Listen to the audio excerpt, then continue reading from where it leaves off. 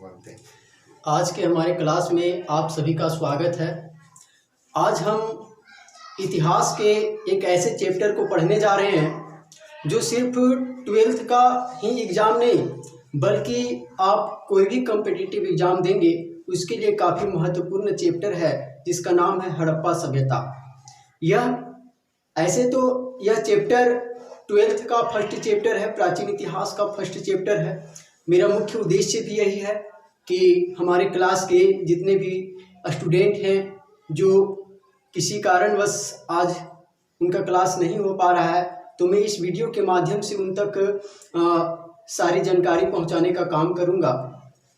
तो आज हम बिना विलंब किए हुए इस चैप्टर पर चलते हैं और इसका बेसिक जानकारी को आज सिर्फ जानने का प्रयास करेंगे। आज का हमारा पहला टॉपिक है सिंधु घाटी सभ्यता। इसमें बहुत सारे टॉपिक को पढ़ना है, परंतु हम हर एक टॉपिक को अलग अलग करके पढ़ेंगे और उससे जितने भी सब्जेक्टिव्स और ऑब्जेक्टिव क्वेश्चन कैसे आते हैं और किस प्रकार से उनका हल करना है उन्हें जानने का प्रयास करेंगे। तो फर्स्ट हम देखेंगे सिंधु घाटी सभ्यता। इसका खोज के संबंध में आज हम लोग जानने का प्रयास करेंगे। इनका खोज यह जो है अस्तित्व में आया तो सबसे पहले चार्ल्स मैनसन ने 1826 में अपने एक पुस्तक में इसका उल्लेख किया था कि यहाँ पर कोई सभ्यता रहा होगा, परंतु इससे आगे इस सभ्यता के बारे में कुछ नहीं हो सका। उसके बाद कराची से लाहौर तक की रेलवे लाइन बिछाने के क्रम में दो बर्टन बंधु जेम्स बर्टन और विलियम बर्टन ने 1856 में जब रेलवे लाइन बिछा रहे थे उस समय इन्हें कुछ अवशेष प्राप्त हुआ, परंतु उन अवशेषों पर इन्होंने कोई ध्यान नहीं दिया। उसके बाद 1853 से 56 तक अलेक्जेंडर कनिंघम ने सर्वप्रथम हड़प्पा सभ्यता को जानने का या उसका सर्वेक्षण करने का काम किया, लेकिन ये भी सफल नहीं हो पाए।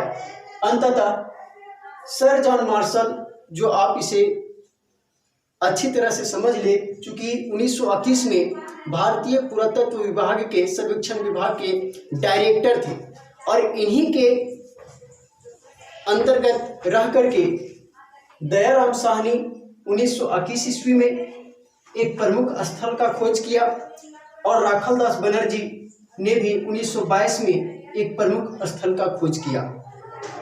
क्वेश्चन यहाँ से आता है ऑब्जेक्टिव में कि 1921 में या किनके डायरेक्टर में या किनके नेतृत्व में सर्वप्रथम हड़प्पा नामक स्थान का खोज किया गया, तो या सिंधु घाटी सभ्यता का खोज किया गया, तो वे थे डायरेक्टर सर जॉन मार्शल। परंतु अलग अलग स्थानों का खोज के बारे में पूछा जाए कि दयाराम साहनी ने किस स्थान का खोज किया, तो वहां पर आपका होगा आंसर हड़प्पा। राखालदास बनर्जी ने किस स्थान का खोज किया, तो वहाँ होगा आपका मोहनजोदड़ो 1922 में। ये था खोज के संदर्भ की कुछ कहानियाँ या घटनाएं। अब हम इसके नामकरण के बारे में जानेंगे।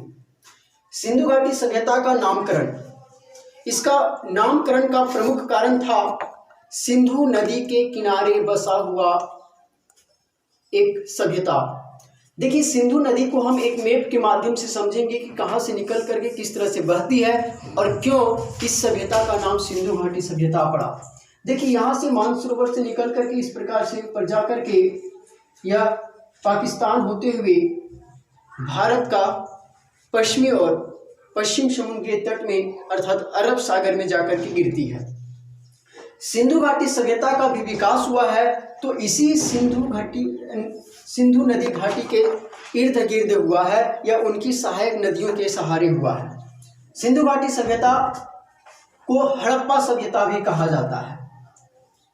हड़प्पा सभ्यता इसलिए कहा जाता है क्योंकि सिंधु घाटी सभ्यता का जो प्रथम साक्ष्य मिला था वह हड़प्पा नामक स्थान पर ही मिला था। हड़प्पा सभ्यता विश्व की 4 प्राचीनतम सभ्यताओं में से एक है। पहली प्राचीनतम सभ्यता मिस्र की सभ्यता, मेसोपोटामिया की सभ्यता, चीन की सभ्यता और सिंधु घाटी सभ्यता या भारत की सभ्यता।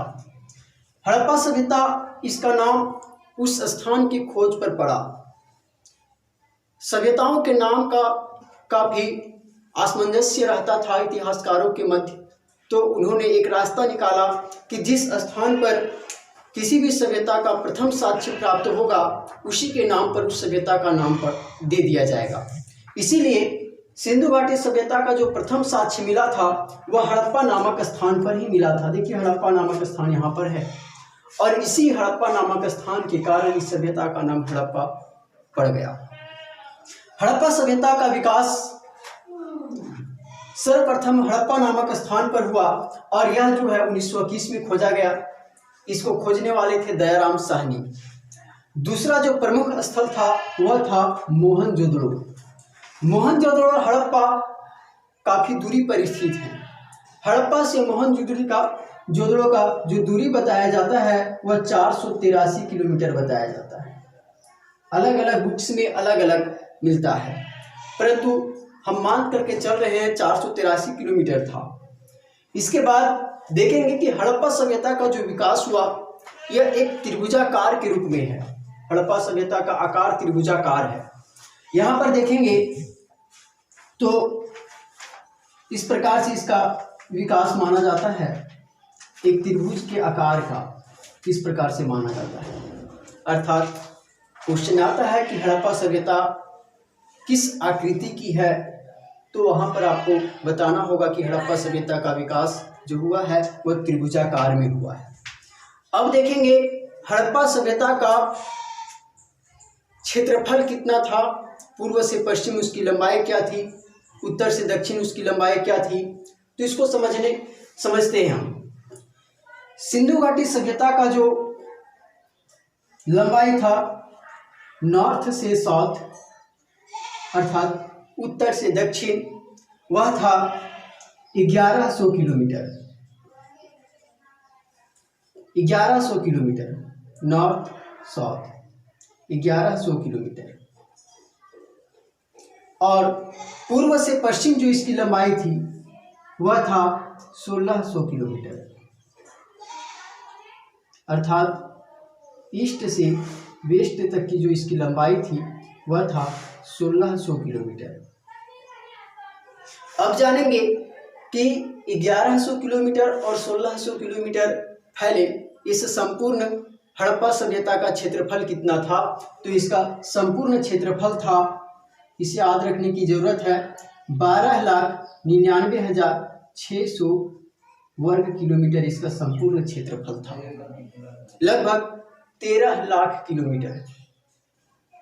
अब हम इसका चौहद्दी के बारे में जानेंगे कि पूर्व में कौन सा स्थान है, पश्चिम में इसका कौन सा स्थान इसका सीमा का अंत करता है, उत्तर में कौन सा स्थान और दक्षिण में कौन सा स्थान है। इन स्थानों को हम एक ट्रिक के माध्यम में रखेंगे और इसको कभी न भूलने का काम करेंगे। इसका सबसे उत्तर में जो था वह मांदा जिला है। मांदा जिला यह जम्मू कश्मीर राज्य में स्थित है। सबसे नीचे जो स्थान है इसका नाम है दायमाबाद। यह महाराष्ट्र में है। सबसे पूर्व सीमा का जो निर्धारण करता है वह है आलमगीरपुर।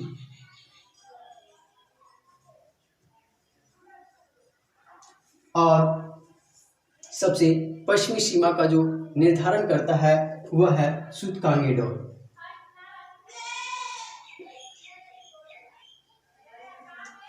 अब हम इसे याद कैसे रखेंगे, तो इसके लिए एक ट्रिक है, छोटा सा ट्रिक है, आप इसे याद रख सकते हैं।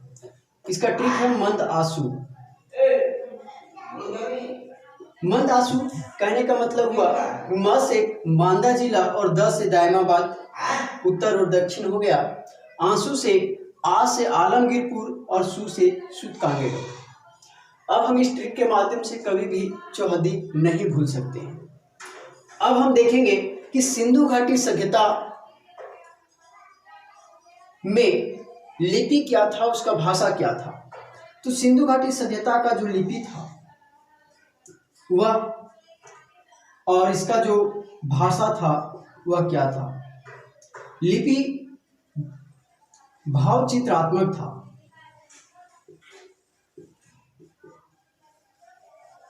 और भाषा जो था वह भाषा भूमध्य सागरीय था।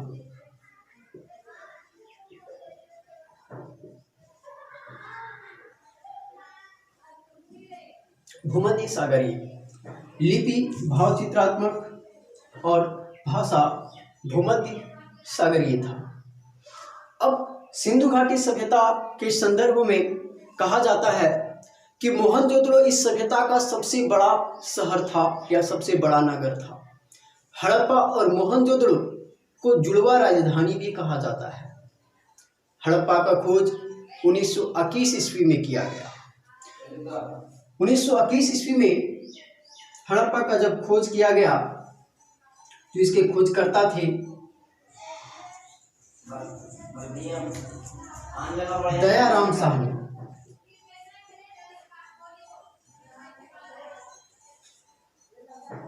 दयाराम साहनी यह जो है रावी नदी के किनारे है।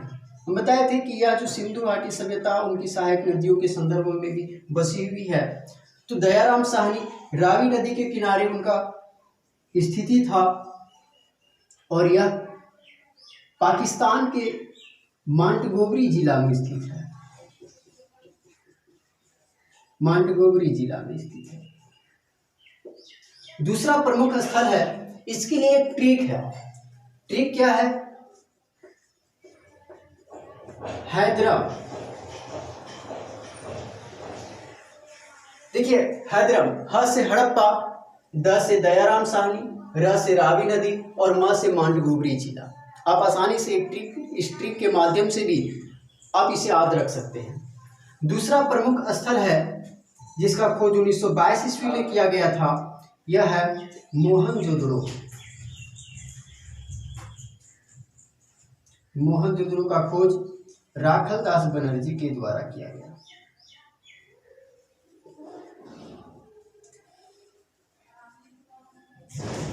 और यह सिंधु नदी के किनारे है और यह लरकाना जिला में है।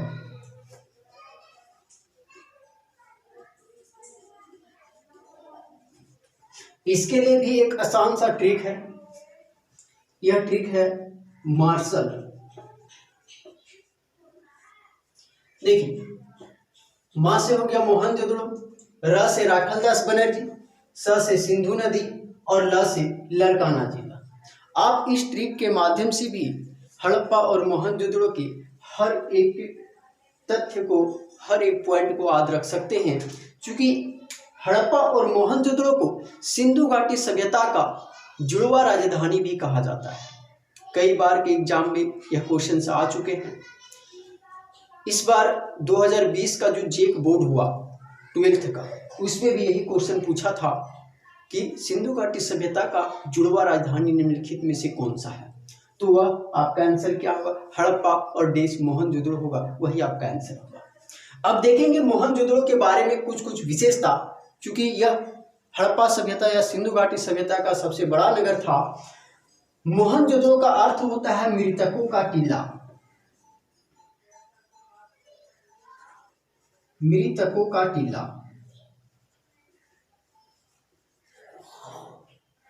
इसका प्रमुख अर्थ होता है, बहुत बार के एग्जाम में पूछता है कि मोहनजोदड़ो का शाब्दिक अर्थ क्या है। यह क्वेश्चन ऑब्जेक्टिव में पूछ दे तो आप ऑप्शन से मार सकते हैं, लेकिन जहां पर आपका आंसर न दिया हो, सिर्फ क्वेश्चन दिया हो, तो वहां पर मारना या बनाना काफी मुश्किल हो जाता है। मोहनजोदड़ो में एक प्रमुख जो आकर्षण का केंद्र था वह था स्नानागार। आप स्नानागार के बारे में छोटी सी जानकारी ले लें। स्नानागार का उपयोग सिंधु घाटी सभ्यता के लोग सामूहिक स्नान के लिए क्या करते थे। स्नानागार के चारों तरफ कई कमरे मिले हैं और उस कमरे के बगल में हवन कुंड मिला है। इतिहासकारों का मानना है कि इस स्नानागार का उपयोग वे धार्मिक पूजा पाठ के पहले किया करते थे। कपड़ा बदलने के लिए कमरा भी था और कपड़ा बदल के लोग उस हवन कुंड में हवन किया करते होंगे। स्नानागार का जो लंबाई था और ऊंचाई और इसका चौड़ाई। लंबाई था 11.88 मीटर। इसका जो हाइट था, गहराई या ऊंचाई, वह था 7.01 मीटर और बेस इसका जो चौड़ाई था वह था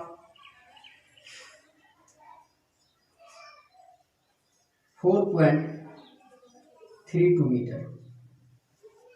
इस प्रकार से सिंधु घाटी सभ्यता में स्नानागार का बहुत बड़ा योगदान था या इसके आकर्षण का बहुत बड़ा केंद्र था। मोहनजोदड़ो में ही एक अन्नागार का भी साक्ष्य मिला है। अन्नागार का उपयोग वे लोग अनाज के भंडारण में किया करते थे। अब हम देखेंगे एक स्थान जो बहुत ही चर्चित रहा, व्यापारिक केंद्र था, वह था लोथल। लोथल बंदरगाह के लिए प्रसिद्ध था। बोर्ड में जगह नहीं है, इसीलिए आपको मैं सिर्फ कह करके बता देता हूँ। एक था स्थान जिसका नाम था लोथल, यह बंदरगाह के लिए प्रसिद्ध था। क्वेश्चन पूछता है कि बंदरगाह के लिए या बंदरगाह का साक्ष्य किस स्थान से मिला है, तो आपको मारना होगा लोथल। लोथल समुद्री तट है और यह समुद्री तट गुजरात राज्य में पड़ता है। लोथल भोगवा नदी के किनारे स्थित है। यहीं पर एक और स्थान है जिसका नाम है रंगपुर, यह भी गुजरात में ही पड़ता है। और एक स्थान कालीबंगा। कालीबंगा मुख्य रूप से राजस्थान में है। कालीबंगा के बाद है एक स्थान रोपड़। रोपड़ पंजाब में पड़ता है। राजस्थान में स्थित कालीबंगा से ही जुते हुए खेतों का साक्ष्य मिला है। खेतों का साक्ष्य अर्थात हल का साक्ष्य भी पूछा जाए कि हल का साक्ष्य किस स्थान से मिला है, तो हल का साक्ष्य भी कालीबंगा से ही मिला है। आज मेरा यह फर्स्ट वीडियो था। इसमें हड़प्पा सभ्यता का संपूर्ण जानकारी आपको देने का प्रयास किया गया है।